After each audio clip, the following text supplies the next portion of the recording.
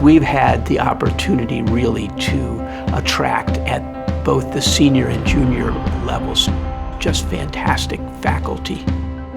And shame on us if we don't hire the best. The student who comes here is attracted to being educated about theory, but also being able to do really intense experiential education. So one of the things I try and do with my students as soon as they get in the building is to make them realize that where lawyers make a living is not in the absolute. It's where the answers aren't clear that lawyers really make most of their living.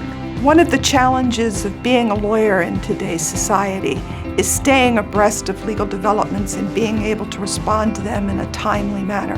There's a variety of ways of really looking at understanding the law from the ground up, from those people who are experiencing it the most on a daily basis. So in the context of the Trayvon Martin verdict, are these attacks payback for them?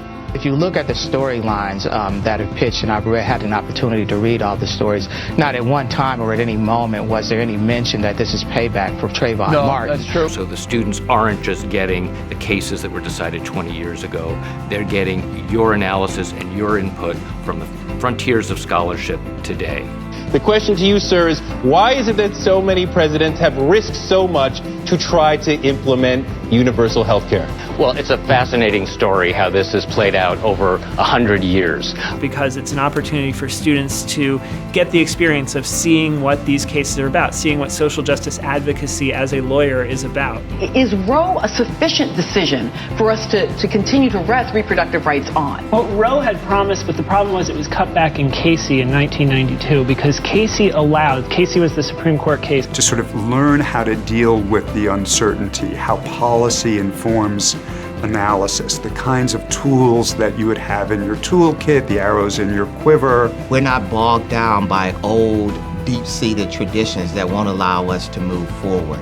We can be at the forefront of legal education every single year at every single moment. It gives us the opportunity to design a program related to the contemporary situation that we and our students find ourselves in.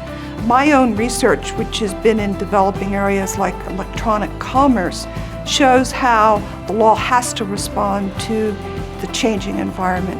That's what I want my students to see. Scholarship and teaching go hand in glove here. That's the way it's supposed to work. It's always exciting, it's always different, and we're always thinking ahead.